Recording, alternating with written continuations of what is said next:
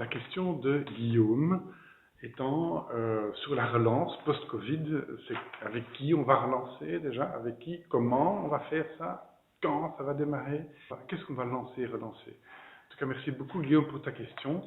Il y a évidemment plein de réponses à ça, et d'ailleurs on mettra dans la description une série d'articles que j'ai écrits sur cette question. La première chose, c'est quand. Donc, est-ce que c'est avant l'été, pendant l'été, ou plutôt en automne, dans la descente vers l'hiver? Ce qu'on propose, évidemment, c'est de ne pas attendre et de commencer déjà, maintenant, à réfléchir à l'avenir. Qu'est-ce qu'on veut avec nos business? Qu'est-ce qu'on veut avec nous, nos propres vies? Et qu'est-ce qu'on veut avec notre entreprise? Alors, un premier début de réponse à ça, c'est évidemment d'apprendre à discerner dans ce bruit assourdissant d'informations qui vont dans tous les sens. Bon, c'est 98 à 99% de bruit. Donc, le mot d'ordre, c'est le discernement. Qu'est-ce qui est important pour vous? Qu'est-ce qui est important pour votre business, pour votre secteur, pour votre entreprise? Apprendre à discerner le blabla, donc le bruit, des choses qui sont réellement importantes. Alors, le deuxième message, c'est réellement cette question de l'anxiété et de l'ambiance, de l'énergie. Donc, dans cette ambiance d'anxiété généralisée, le message, c'est vraiment devenez des alchimistes, c'est-à-dire soyez capables de transformer le plomb en or. Donc, la difficulté, la peur, en vision, en opportunité, en quelque chose de positif. Donc ça, c'est vraiment le deuxième message au niveau de l'énergie à donner, à mettre comme ambiance dans les équipes. Le troisième message, c'est devenons des vrais pragmatiques. Maintenant, des vrais, pas des faux pragmatiques, mais des vrais pragmatiques de ressources. Un pragmatique de ressources, c'est quoi? C'est qu'est-ce qu'on peut faire aujourd'hui avec ce qu'on a. Nous avons autour de nous plein de ressources, et surtout beaucoup de ressources sous-utilisées, des connaissances, des réseaux, des bâtiments, des terres, de l'intelligence collective et individuelle. Mettons ensemble toutes ces ressources au service de la relance, en tout cas du lancement de quelque chose de nouveau. Autre message, c'est devenons enfin des adultes autonomes, indépendants, qui développent leur propre jugeote. Donc, cessons d'être dépendants d'un système ou de je ne sais pas qui, d'un monde politique ou d'un monde scientifique qui n'est pas au rendez-vous, en tout cas qui sont pour la plupart dans un échec et mat collectif et individuel, sans vouloir jeter la pierre. Donc, il y a des gens merveilleux partout. Donc, c'est développons notre jugeote, nouvelle capacité de devenir adultes et autonomes et non dépendants.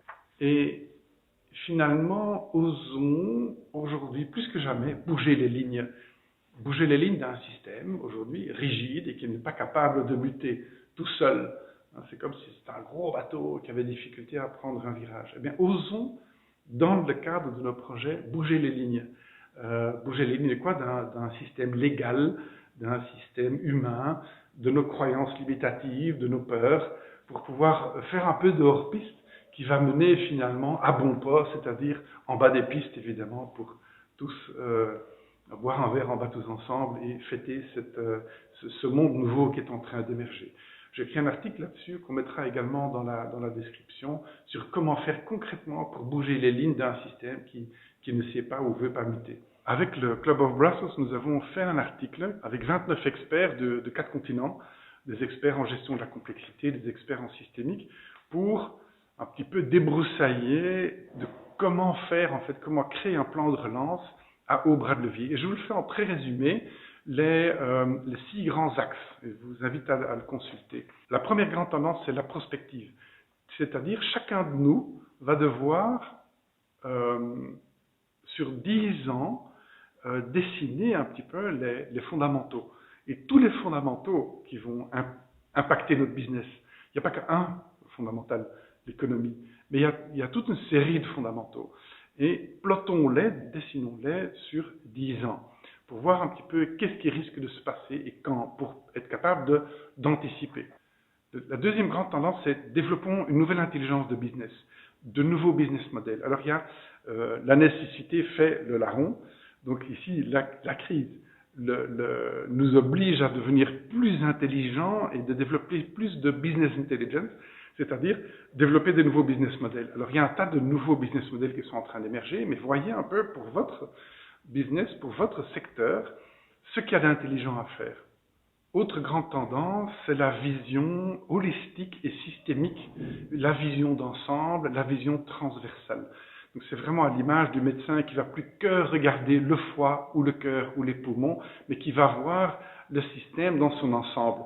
Donc c'est vraiment cette invitation-là de prendre votre sujet, votre secteur qui vous intéresse le plus, et de regarder dans la vision d'ensemble de la société quels sont les liens vers les autres secteurs, vers les autres sciences, vers les autres spécialités, vers les autres générations, vers les autres pays, et de voir un petit peu dans son ensemble comment votre business se positionne et comment il est en train de muter. La quatrième grande leçon, c'est ne réinventez pas la roue. Il y a aujourd'hui, dans le monde entier, des entreprises, des centres de recherche, des entrepreneurs qui sont en train de travailler sur le même sujet que vous. Et donc, ouvrez-vous à ça et créez, si possible, évidemment, créez une sorte d'innovation open source, innovation collaborative. Parce qu'ensemble, on est évidemment beaucoup plus malin que tout seul. Si vous voulez garder votre truc dans votre coin, ben vous allez sans doute rater les trains qui vont partir dans d'autres pays, dans d'autres continents, et aussi dans d'autres secteurs qui innovent. Donc, créer cette innovation open source et collaborative, en faisant une veille, évidemment, mondiale et globale. Le grand message, c'est justement et aussi le message. Donc, qu'est-ce qu'on raconte? Est-ce qu'on est dans la peur ou dans l'anxiété, ou est-ce qu'on est dans l'opportunité? On entre dans 10 à 20 années, effectivement, de champ de mine. On va avoir beaucoup de grands enjeux qui vont venir converger avant 2030, 2040. Mais il y a également une carte du trésor qui est en train d'apparaître. Et ce qui est intéressant, c'est que la carte du trésor est la même que la carte du champ de mine. Mais il faut pour ça avoir le courage de plonger en dessous de la mine, plonger en dessous des problèmes et derrière pour découvrir finalement ces filons de demain.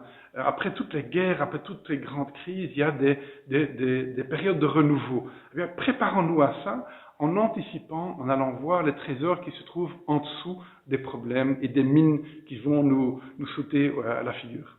Alors, le dernier, last but not least, le dernier, c'est faciliter.